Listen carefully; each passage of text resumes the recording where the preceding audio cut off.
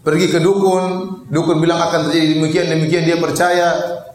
Nah, ini tidak boleh, ini syirik besar. Kata Nabi SAW, man atakahinan aw arrafan fasaddaqahu bima yaqul faqad kafara bima unzila ala Muhammad.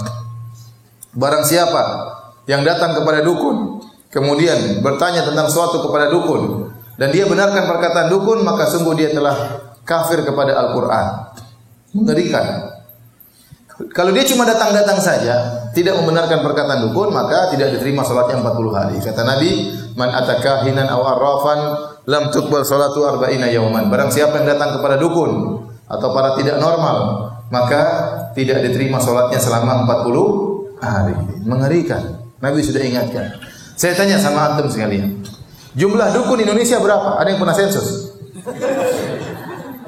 Berapa jumlah dukun? Banyak. Hampir setiap kampung ada dukun. Hampir setiap kampung ada dukun. Banyak sekali. Padahal itu paling berbahaya. Di antara makna tauhid yang Allah larang dalam Al-Quran adalah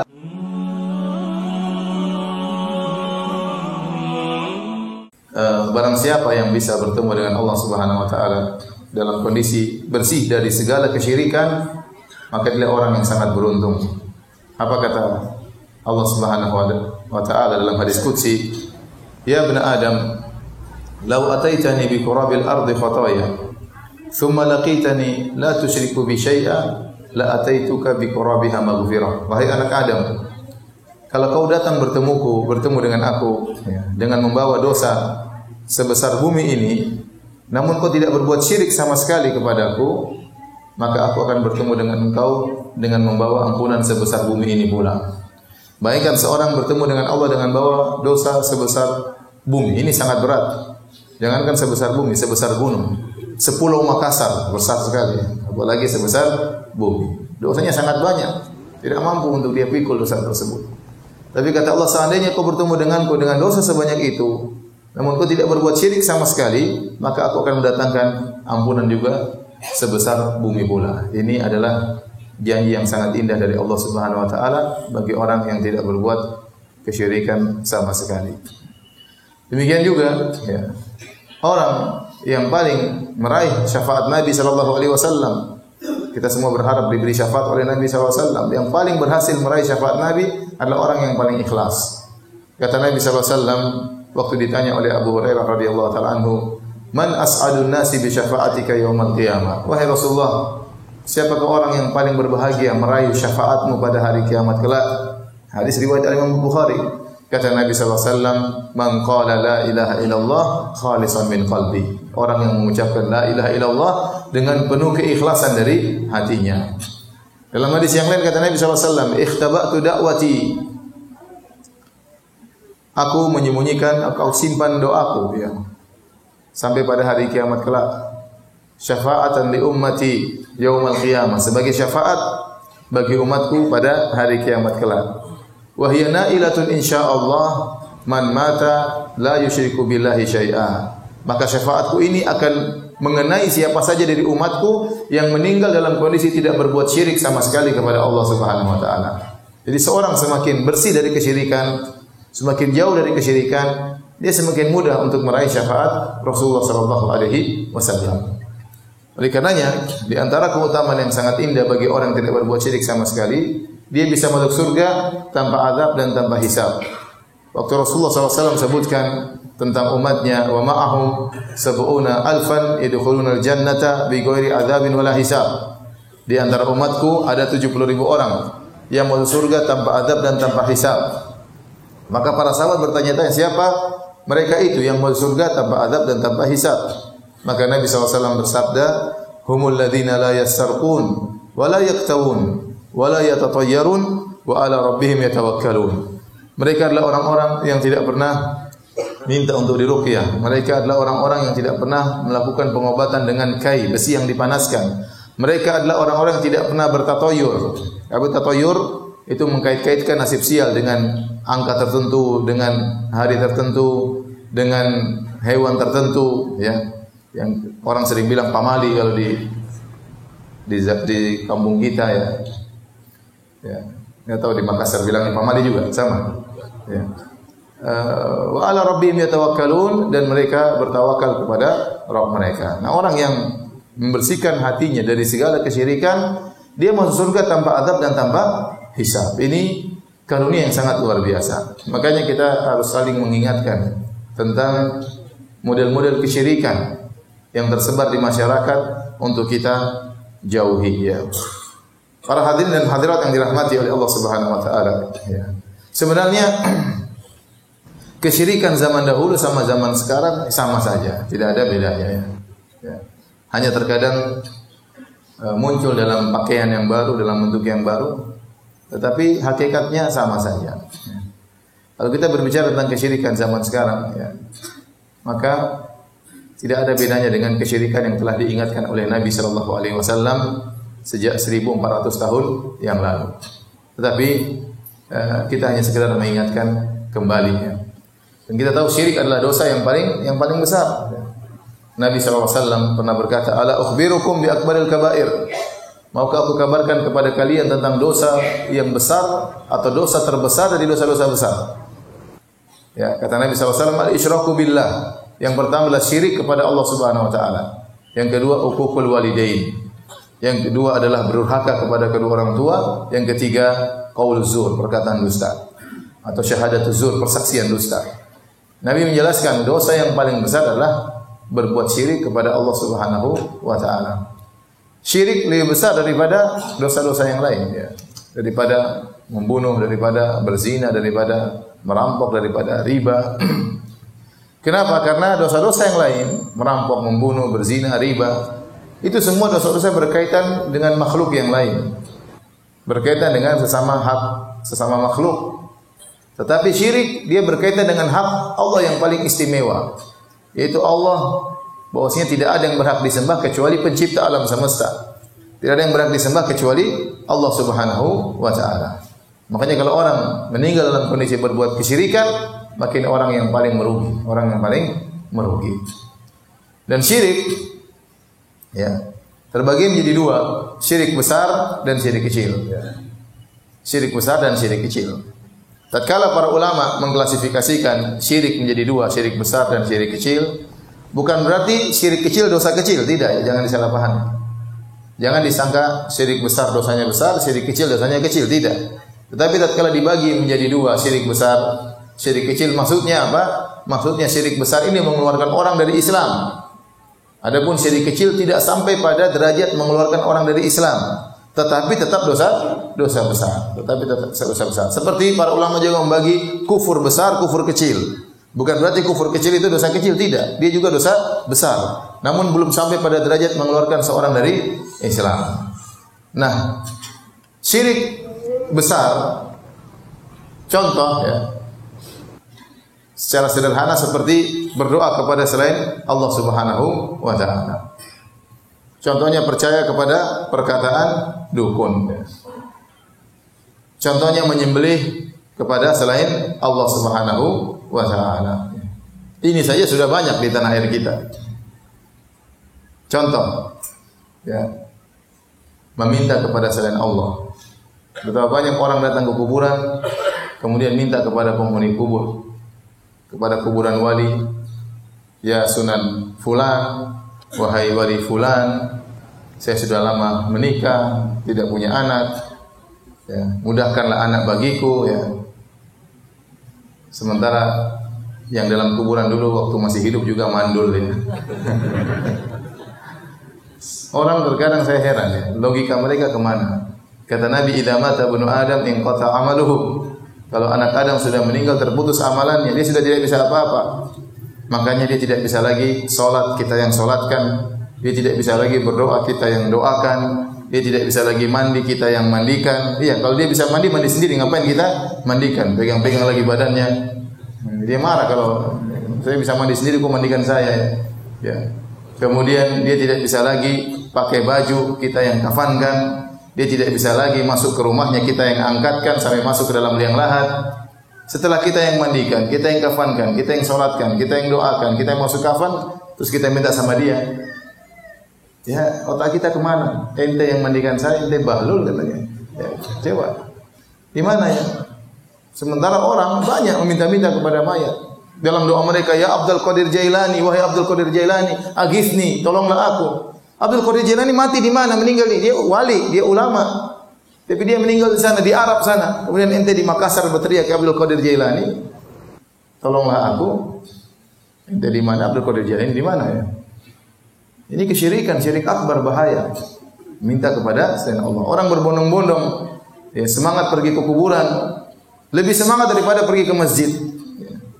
Kuburan lebih ramai daripada masjid. Sampai ada kawan-kawan yang tinggal di daerah kuburan-kuburan dikeramatkan seperti itu cerita. Ya. Ustaz, sampai ada ibu datang kepada saya. Benar katanya kalau minta ke kuburan tersebut dikabulkan. Subhanallah. Ya. Jadi orang semangat minta kepada penghuni kubur, dan ini syirik, ya, sangat berbahaya. Ini syirik besar, dan banyak dari saudara-saudara kita yang terjerumus dalam hal ini, meminta kepada penghuni kubur. Tidak boleh kita berdoa kecuali kepada Allah Subhanahu wa taala. Makanya Allah berfirman, "Wa man adallu mimman yad'u min dunillah." Dan siapakah yang lebih tersesat dari orang yang berdoa kepada selain Allah? Doa itu ibadah yang sangat agung. Kata Nabi, "Ad-du'a huwal ibadah." Doa itu adalah ibadah, inti daripada ibadah. Kenapa dalam doa tampak kehinaan kita? Kita angkat tangan, berdoa, menangis, tunduk kepada Allah. Ini Allah sangat suka hambanya menghinakan dirinya di hadapan Allah Subhanahu wa taala. Lantas ketundukan, kehinaan ini kita berikan kepada makhluk, inilah dosa syirik paling besar. Kita enggak boleh berdoa kecuali kepada Allah Subhanahu wa taala. Saya tanya sama Bapak sekalian, boleh enggak kita berdoa kepada malaikat? Boleh atau tidak? Tidak. Dalam Islam kita yakin ada malaikat penjaga gunung, ada malaikat pengatur hujan, ada. Allah tugaskan malaikat-malaikat tersebut jaga gunung, malaikat pengatur hujan, malaikat yang menumbuhkan tumbuhan, malaikat pencabut nyawa. Boleh enggak kalau musim kemarau kita berdoa, wahai malaikat pengatur hujan, turunkan hujan? Boleh atau tidak? Enggak boleh. Syirik itu enggak boleh. Padahal malaikat tersebut benar-benar ngatur hujan. Tapi dia tidak bisa ngatur hujan kecuali dengan izin siapa? Allah. Maka kalau minta hujan kepada siapa? Pada Allah. Enggak boleh kepada malaikatnya. Contoh, ada malaikat pencabut nyawa. Boleh enggak kita bilang, wahai malaikat, berikan saya panjang umur, jangan kau datang sekarang. Ya, nantilah. Saya masih belum kawin lagi. Boleh enggak? Enggak boleh. Kalau minta panjang umur kepada siapa? Pada Allah, bukan kepada malaikat pencabut nyawa. Ini malaikat benar-benar ngatur, enggak boleh kita minta sama dia. Kemudian mayat yang tidak bisa berbuat apa-apa kita minta sama mayat. Otaknya di mana orang-orang itu? Kasihan. Ya. Dan terlebih lagi menyedihkan, ada kuburan-kuburan yang tidak ada isinya. Orang datang ke situ. Contoh kuburan Mbah Priuk. Ya, saya kemarin ngisi di pelabuhan di Priuk sana. Sampai MUI, Majelis Ulama Indonesia Jakarta Utara, mengeluarkan buku khusus bahwasanya dalam kuburan Mbah Priuk tersebut sudah tidak ada Mbah Priuk. Tapi sampai sekarang orang keramatkan, sampai hampir terjadi pertumpahan darah gara-gara membela kuburan yang tidak ada isinya. Orang Indonesia kalau kita mau cari uang mudah. Anda taruh di pinggir jalan ada pelang 200 meter kuburan mbah-mbah ini ya. Tempat berkah. Itu udah ente bikin kuburan mainan, orang pasti ramai ke situ ya. Kasih bunga-bunga kasihan. Nah, karena sebagian orang seperti itu, kasihan. Oleh karenanya tugas kita adalah mengingatkan mereka jangan sampai seorang meninggal dalam kondisi minta-minta kepada mayat. Minta-minta kepada arwah, kepada roh-roh, minta-minta kepada jin, minta-minta kepada malaikat, ini semua kesyirikan. Berdoa hanya kepada Allah. Saat Anda menghinakan diri Anda, mengangkat kedua tangan, menangis, itu hanya untuk Allah Subhanahu wa taala. Sebagian orang tatkala di masjid tidak bisa menangis, waktu minta-minta ke kuburan menangis. Ini bagaimana? Salah ya. Ya, makanya Allah mengatakan wa annal masajida lillah fala tad'u ma'allahi ahada. Sungguhnya masjid hanyalah milik Allah, maka jangan kalian berdoa bersama Allah dengan selain Allah. Berdoa hanya kepada Allah Subhanahu wa taala. Ini contoh sederhana. Contoh kesyirikan juga yang masih tersebar zaman sekarang. Contohnya adalah menyembelih kepada selain Allah Subhanahu wa taala. Kata Nabi sallallahu alaihi wasallam, la'anallahu man dzabaha li ghairillah. Allah melaknat orang yang menyembelih kepada selain Allah. Kata Allah Subhanahu wa taala, "Qul inna sholati wa nusuki wa mahyaya wa mamati lillahi rabbil alamin." Katakanlah, sungguhnya salatku dan sembelihanku hanya untuk Allah Subhanahu wa taala. Fasholli li rabbika wanhar. Salatlah hanya kepada Allah dan nyembelihlah hanya untuk Allah Subhanahu wa taala. Sebagaimana kita tidak boleh salat kepada selain Allah, kita tidak boleh menyembelih kepada selain Allah Subhanahu wa taala. Sekarang menyembelih kepada selain Allah merupakan syirik akbar, syirik besar. Ya. Betapa banyak saudara-saudara kita yang menyembelih untuk selain Allah. Mau bangun rumah, cari dulu ayam hitam 3 ekor. Kemudian dipotong, kemudian darahnya tumpahkan ke tanah. Ini syirik, nggak boleh. Syirik. Acara tahunan, acara labuhan kata mereka. Untuk menenangkan Nyi Roro Kidul, sesembahan Nyi Roro Kidul. Maka cari kerbau, disembelih, kepalanya ditenggelamkan di pantai selatan. Ini syirik. Nyembelih untuk apa? Untuk jin, untuk Nyi Roro Kidul, jin perempuan ya. Sampai ketakutan luar biasa kalau tidak dikasih kerbau, nanti jinnya ngamuk, nanti banyak makan korban di lautan dan macam-macam. Ya, ini dosa besar, syirik. Yang mengatur laut bukan Nyi Roro Kidul, yang mengatur laut Allah Subhanahu wa taala, bukan Nyi Roro Kidul. Sehingga kalau mereka tidak menyembelih untuk Nyi Roro Kidul, mereka merasa bahaya, kekhawatiran, kualat dan macam-macamnya.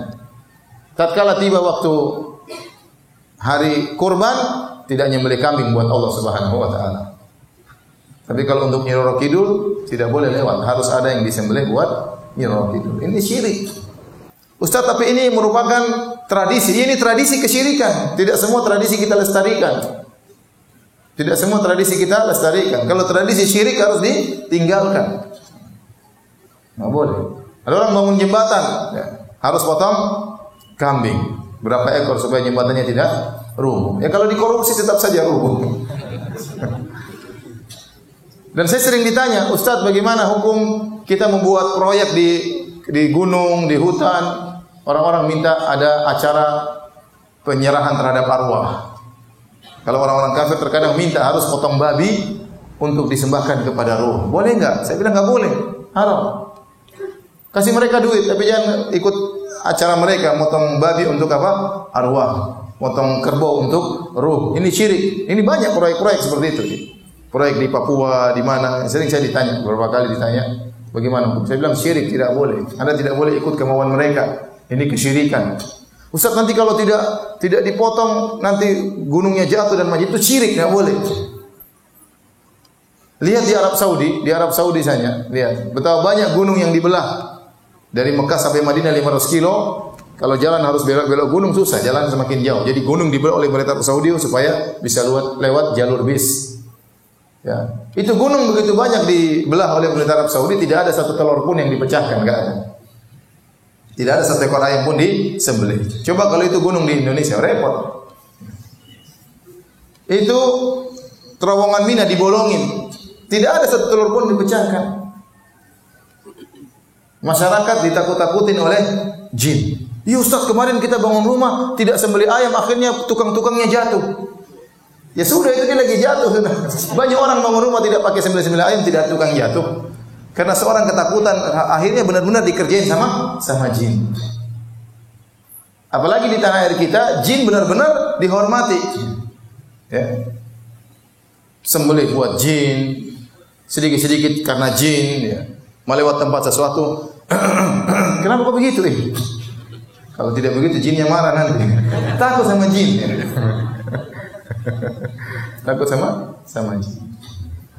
Saya pernah naik mobil saya ditemani sama seorang abri, badan gagah, keren, pakai baju dinas ya.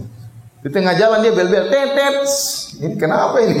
Ada apa Pak malam-malam bel-bel? Enggak Ustaz, ketakutan dia. Ente badan keren-keren begini takut sama jin ya. Bel-bel lagi, jinnya mau tidur diganggu ya. Jadi aneh-aneh orang itu ketundukan terhadap jin. Ini bahaya. Apalagi kondisi kita sangat mendukung ya masyarakat kita, sedikit-sedikit menyanter. Yesus. La ilaha illallah. Ngapain saya tuh heran, orang zikir kok pakai menyanter buat apa? La ilaha illallah. Jadi banyak khurafat di tanah air kita. Dan maklum karena kita dahulu sebelumnya beragama Hindu masyarakat ya. Sehingga masih ada sisa-sisa masalah keyakinan terhadap ruh yang tersisa pada masyarakat kita ya. Maka ini semua khurafat, ini banyak kesyirikan yang dilakukan oleh masyarakat. Manusia di Indonesia semakin takut sama jin, didukung dengan acara-acara televisi ya. Acara penampakan. Dan orang suka nonton. Takut. Baru nonton terus. Akhirnya apa? Habis itu ke kamar mandi enggak berani. Ayah temani dong mami. Kemana? Kamar mandi. Takut tuh. Kalau kamar mandi pintunya dibuka sedikit. Kenapa? Ketakutan. Takut sama jin. Jadi benar-benar manusia ini mentalnya dijatuhkan di hadapan para jin. Belum lagi nonton film setan-setan ya. Sendul bolong, si manis jembatan Ancol. Kemudian siapa lagi? Jin dan Jun. Kemudian banyak. Ini orang ketakutan.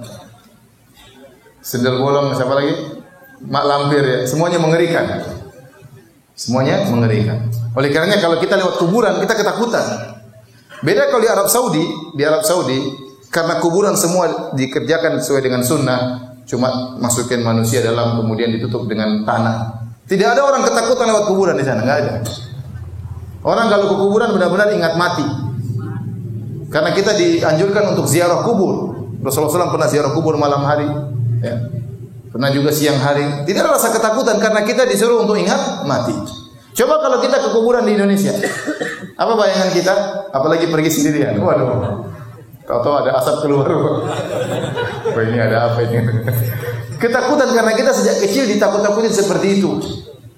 Bahwasanya roh kalau sudah mati bergentayangan keluar. Dalam Islam tidak ada roh kalau sudah meninggal masuk dalam alam barzakh. Tidak ada bergentayangan. Itu biasanya orang Hindu, keyakinan orang Hindu. Orang Islam tidak. Kalau meninggal masuk dalam alam barzakh. Apakah dalam dapat kenikmatan dari Allah atau disiksa oleh Allah Subhanahu wa taala. Jadi begitulah kondisi membuat orang-orang semakin takut dengan jin. Dan demikian ya di Indonesia kata orang jin-jinnya sesuai dengan kondisi ekonomi suatu negara.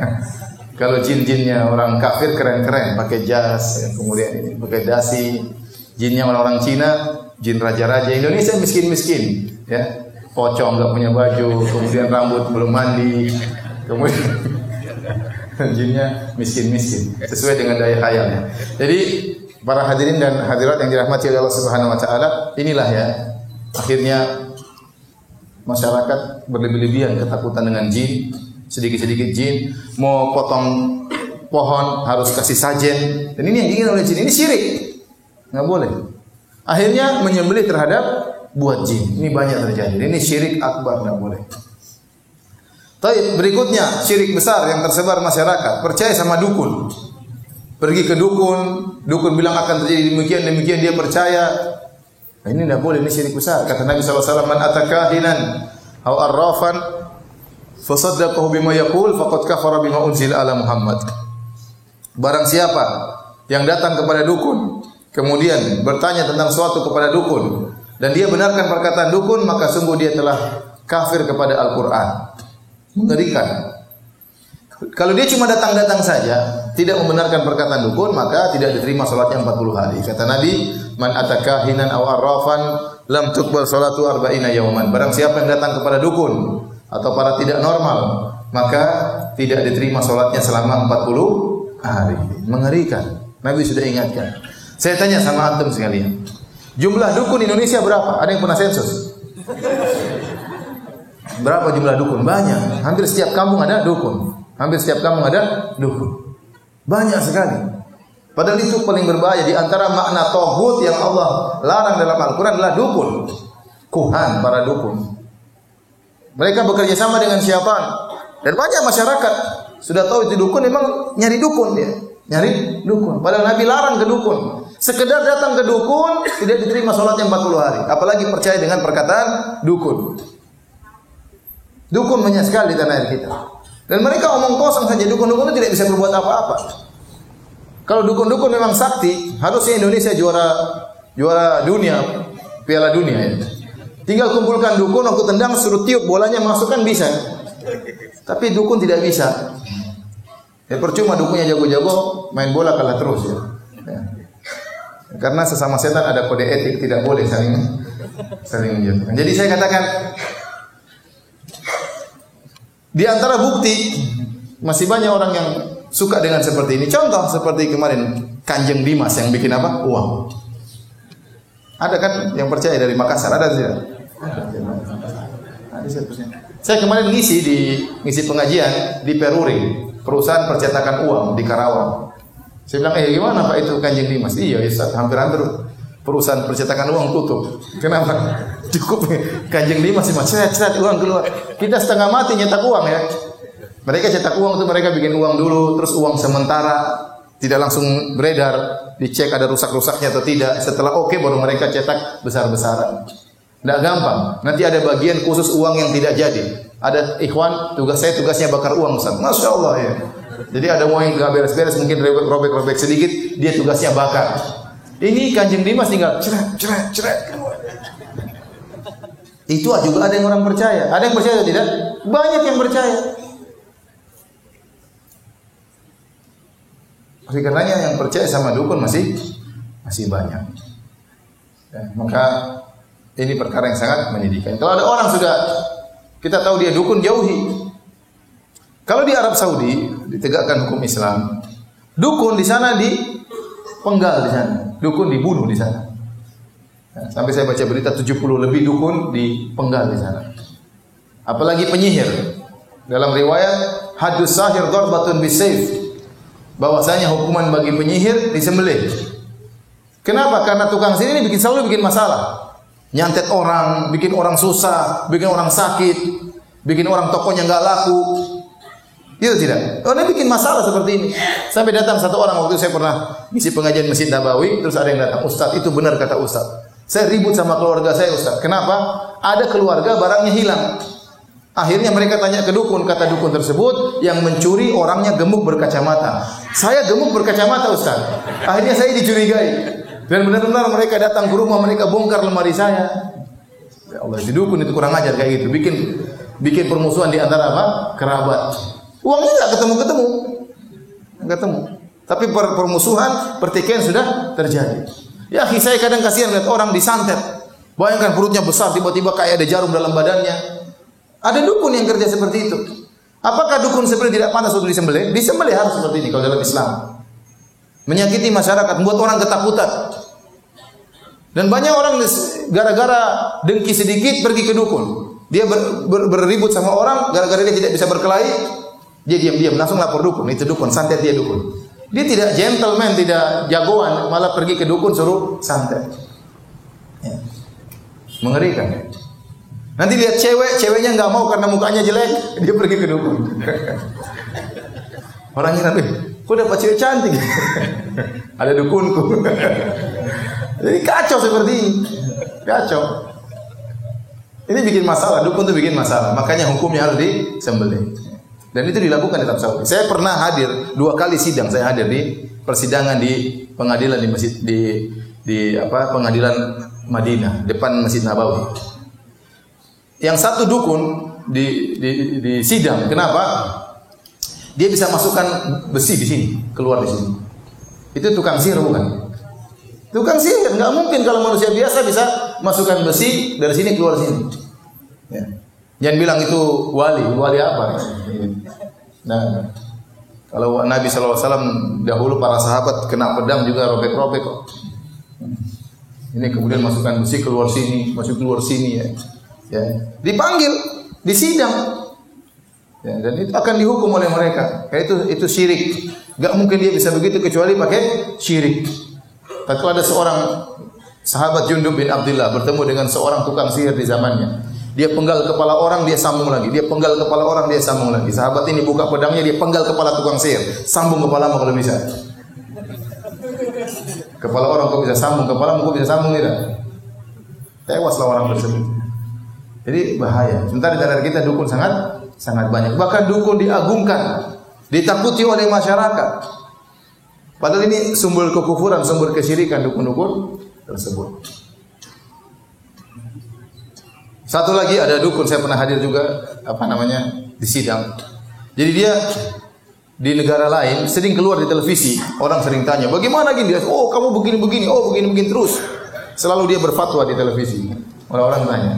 Suatu hari dia datang umrah. Entah dia bukan umrah, dia datang ke Arab Saudi.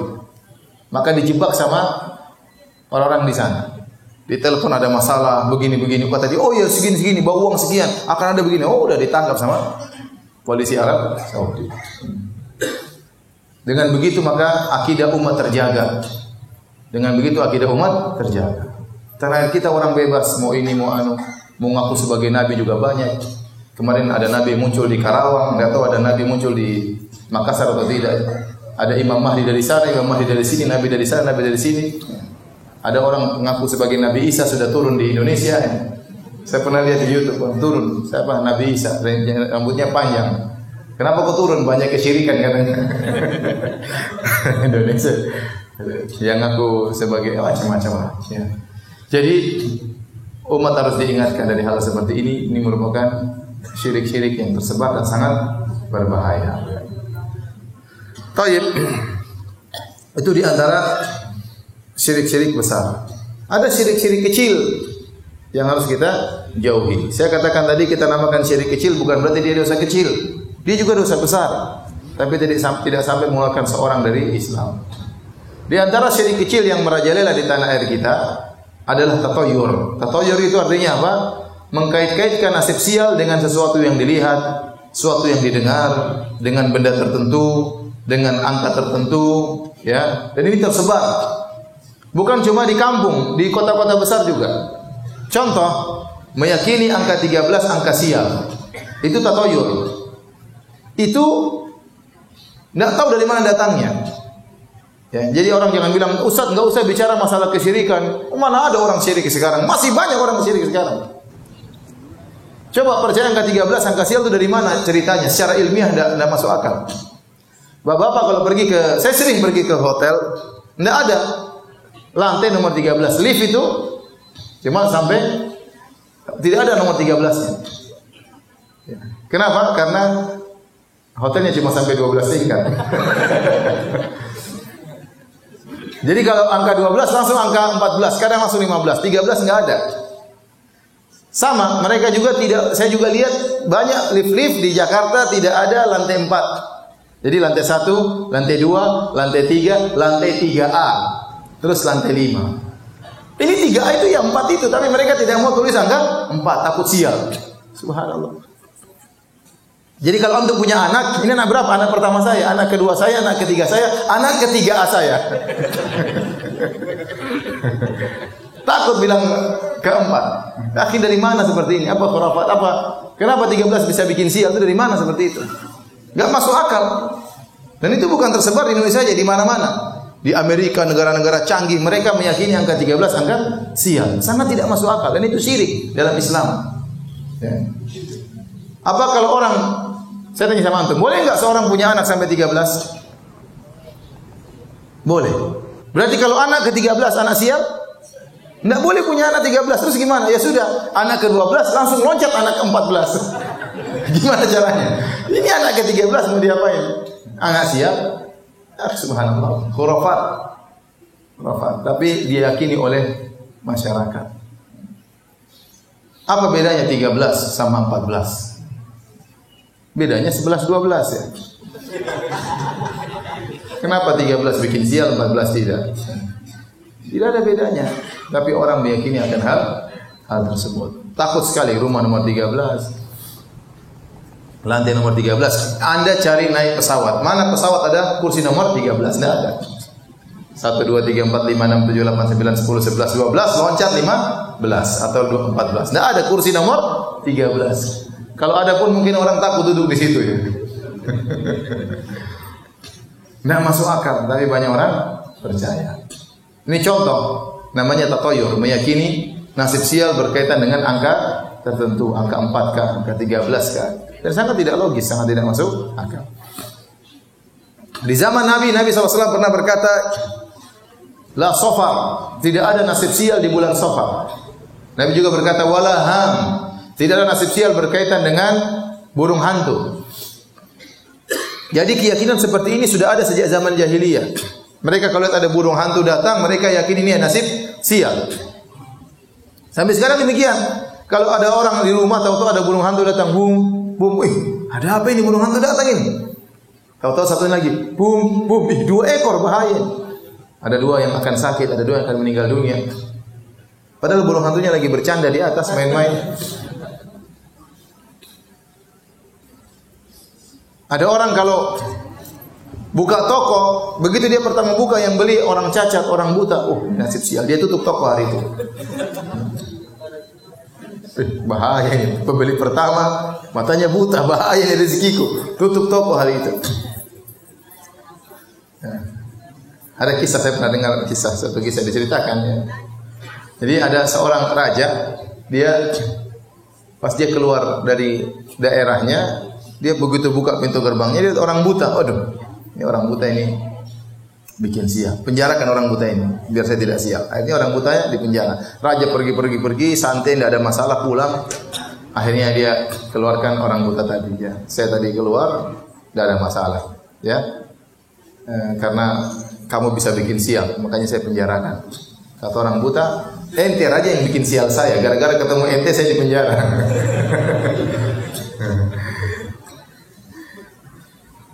Dahulu orang-orang takut menikahkan atau melakukan pernikahan di bulan Syawal di zaman Nabi Shallallahu Alaihi Wasallam. Maka Nabi menikahi Aisyah di bulan Syawal karena dianggap bulan tersebut adalah bulan sial untuk pernikahan.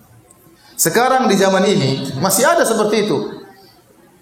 Jadi kalau mau menikah dilihat dulu, kamu lahir Kliwon, Pahing, Wage, apalagi dihitung.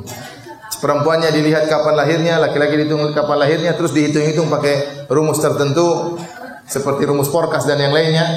Akhirnya keluar, oh kamu boleh menikah nanti ya 6 bulan lagi karena sekarang belum bulan-bulan beruntung. Subhanallah. Saya ditanya berapa kali sama orang, Ustaz, saya mau menikah, tahu-tahu ada keluarga bilang harus ditunda. Ini hitung-hitung ini bikin sial ya. Hitung-hitung seperti ini bikin apa? Sial. Orang sudah kebelet ingin menikah harus ditunda. Bikin repot orang hidup dalam kesusahan, hidup dalam khurafat. Saya pernah ketemu dengan seorang pembantu di Saudi. Minta tolong, Ustaz, tolong carikan kerjaan buat saya. Saya telepon teman saya orang Saudi, orang Arab. Ini ada pembantu minta cari pekerjaan. Bisa kau tampung tidak? Oh bisa insya Allah. Suruh. Saya bilang sama Mbak itu, Mbak, besok hari Sabtu, Mbak kerja di teman saya awal hari kerja. Kata dia, nggak bisa Ustaz, saya kerja hari Sabtu pertama. Kenapa nggak bisa? Ustaz saya melarang, nggak boleh hari Sabtu hari pertama kerja. Ini kayak Yahudi saja. Ini bikin sial, makanya gue jadi pembantu terus kayak begitu modelnya. Kenapa mulai hari Sabtu sial? Nggak ada. Itu dari mana seperti itu? Ini khurafatnya orang Yahudi. Jadi ini terjadi. Kasihan. Tidak boleh duduk di depan pintu pamali. Kalau bikin pintu jangan dibuka keluar, harus tutup dalam. Karena kalau dibuka keluar nanti rezeki keluar. Ini dari mana seperti itu? Hidup jadi susah ya. Khurafat. Oleh karena hati-hati, yang nama pamali-pamali itu sering itu adalah tatoyur. Hati-hati. Coba siapa yang bisa sebutkan pamali-pamali di sini apa coba? Saya ingin tahu.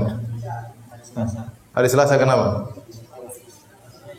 Tidak boleh bisa hari Selasa. Jadi itu pamali, itu syirik. Ingatkan, itu syirik, tidak boleh. Islam harus bersih daripada itu. Coba pamali yang lain apa?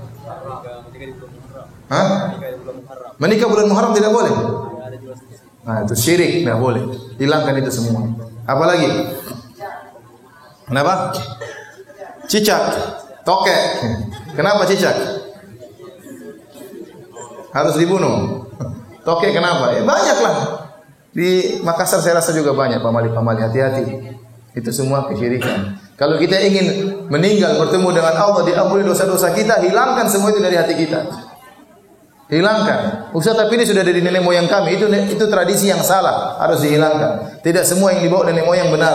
Banyak yang dibawa nenek moyang benar dan ada juga yang salah. Yang salah dibuang, yang benar dilestarikan.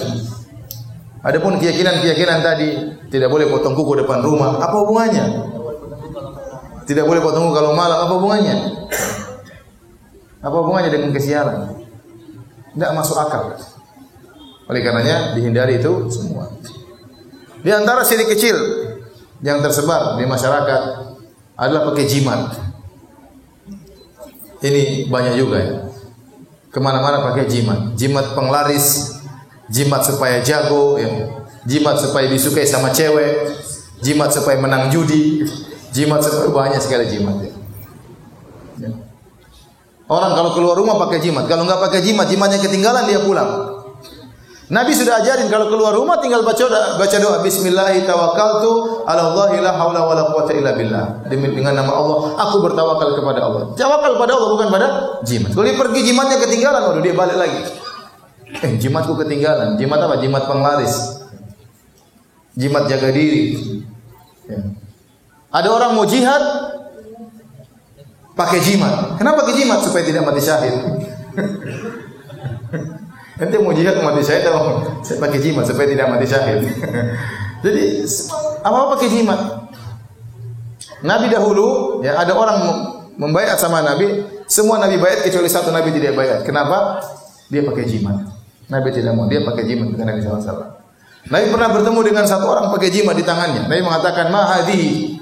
Kata dia, "Minal wahina." Kata Nabi, "Apa ini?" Kata dia, "Ini untuk menolak rasa sakit." Kata Nabi, "Inziha." Putuskan itu jimat. Fa innaka law mita wa hiya 'alaik ma aflata abada. Kata Nabi, kalau kau meninggal dalam kondisi jimat ada di tanganmu, kau tidak akan selamat selama-lamanya. Mengerikan, ini syirik. Ya. Di Makassar banyak jimat atau tidak? Banyak. Terkadang yang jualan kiai jualan jimat. Mengerikan. Tawakalnya kepada jimat. Makanya kata Nabi, "Man 'allaqa syai'an wukila ilaihi." Man ta'allaqa syai'an faqad asyrak. Kata Nabi, barang siapa yang menggantungkan sesuatu dia telah berbuat kesyirikan. Kata Nabi, "Man 'allaqa syai'an wukila ilaihi." Barang siapa yang menggantungkan sesuatu dia akan dibuat bertawakal kepada sesuatu tersebut. Akhirnya hatinya benar-benar pada jimat. Kalau tidak pakai jimat dia tidak pede. Dia tidak tawakal kepada Allah, kepada jimat. Inilah bahayanya di situ, syirik. Sehingga orang bertawakal kepada benda. Dan jimat berbagai macam modelnya. Ada jimat dipasang di warung. Terkadang foto ulama dijadikan jimat. Ada foto syekh dipasang. Kenapa? Ini biar menolak bala. Biar kalau kebakaran tokoku tidak terbakar. Pasang foto syekh. Subhanallah. Ini namanya foto dijadikan apa? Jimat. Ini tidak boleh. Ya. Maka seorang harus bertakwa kepada Allah, jauhi hal-hal seperti ini. Ya. Ada jimat macam-macam sekarang modelnya. Ada jimat pakai kayu, ada jimat pakai akar, ada jimat pakai benang, ada jimat tulis-tulis macam-macam kecil-kecil, tulis huruf Al-Quran, terus pakai XX, angka-angka, itulah rajah ya. Ya.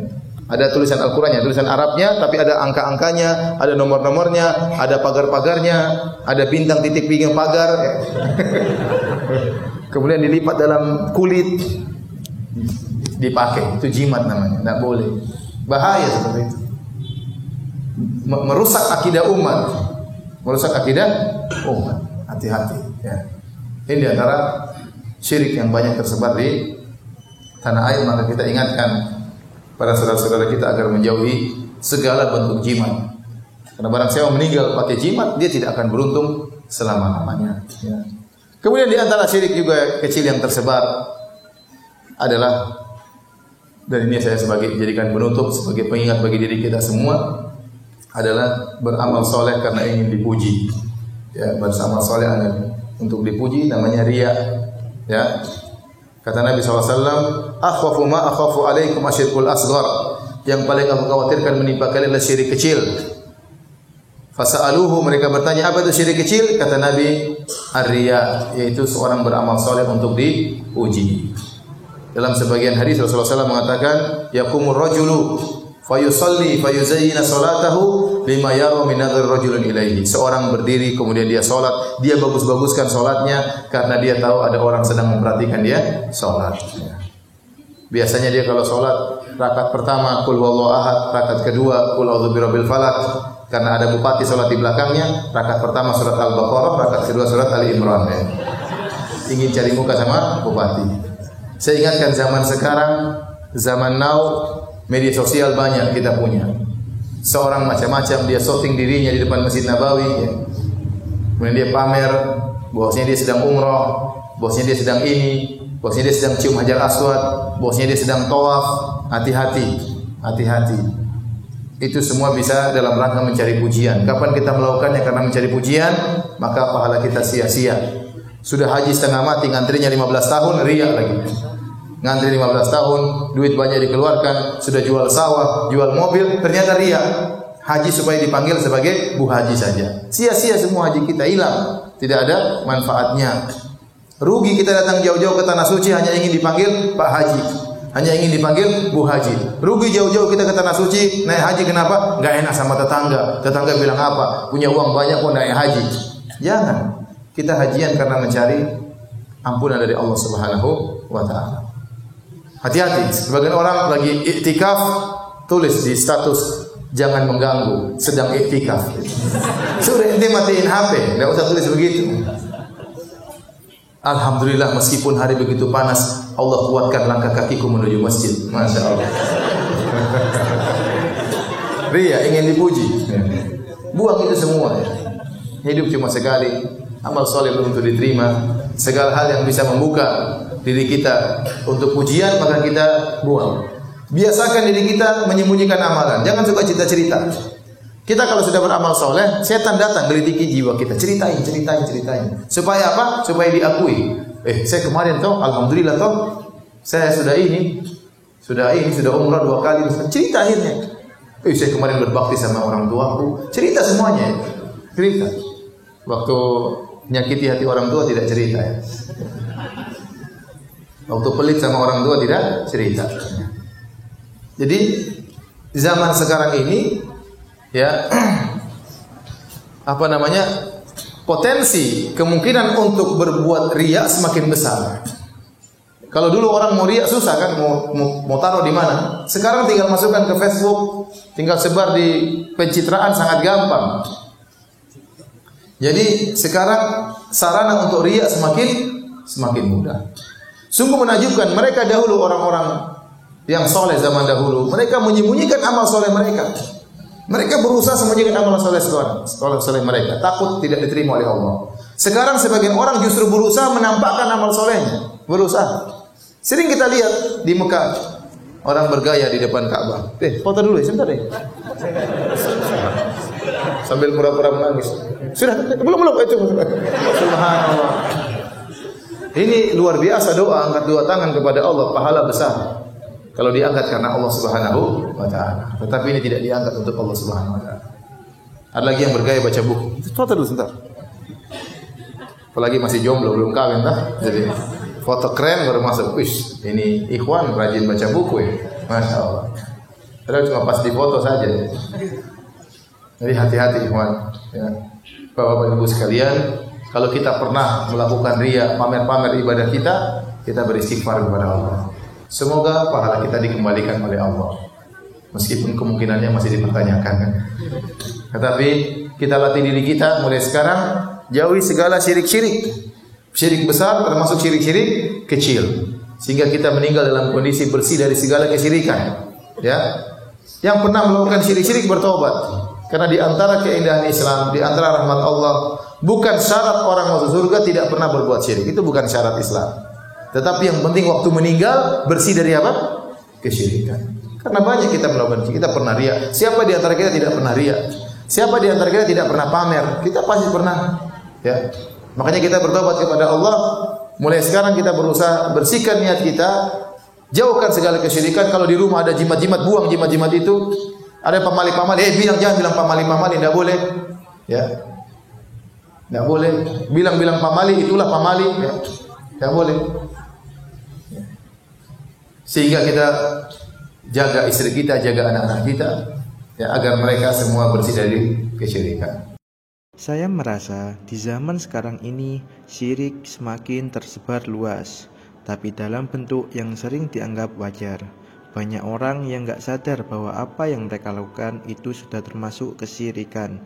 Misalnya percaya penuh pada jimat, mengandalkan penglaris yang aneh-aneh, ikut ritual-ritual tanpa dasar agama, sampai mengandungkan harapan pada angka-angka keberuntungan, ramalan, dan energi semesta. Semua itu kalau tidak hati-hati bisa menghancurkan tauhid yang murni. Salah satu realita yang menyedihkan adalah masih banyaknya orang yang berdoa di kuburan, bahkan sampai meminta langsung kepada penghuni kubur agar diberikan rezeki, jodoh, atau perlindungan. Padahal dalam Islam kita diajarkan untuk hanya berdoa kepada Allah, bukan makhluk baik yang hidup, apalagi yang sudah meninggal. Perbuatan seperti ini bisa termasuk syirik yang besar, yang sangat berbahaya bagi keimanan.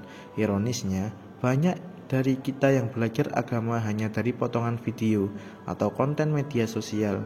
Tanpa guru yang benar, akibatnya muncul pemahaman yang keliru dan sulit membedakan mana tradisi, mana akidah. Syirik zaman sekarang tidak hanya dalam bentuk menyembah berhala seperti di masa jahiliyah, tapi justru dalam bentuk kebergantungan hati pada selain Allah, baik itu manusia, benda, bahkan kuburan. Kita harus sadar dan kembali belajar tauhid secara benar. Jangan sampai ibadah kita rusak hanya karena ikut-ikutan tanpa ilmu. Sebab syirik adalah dosa yang paling besar, yang kalau tidak ditaubati bisa menghancurkan semua amal dan menutup pintu surga. Barakallahu fikum.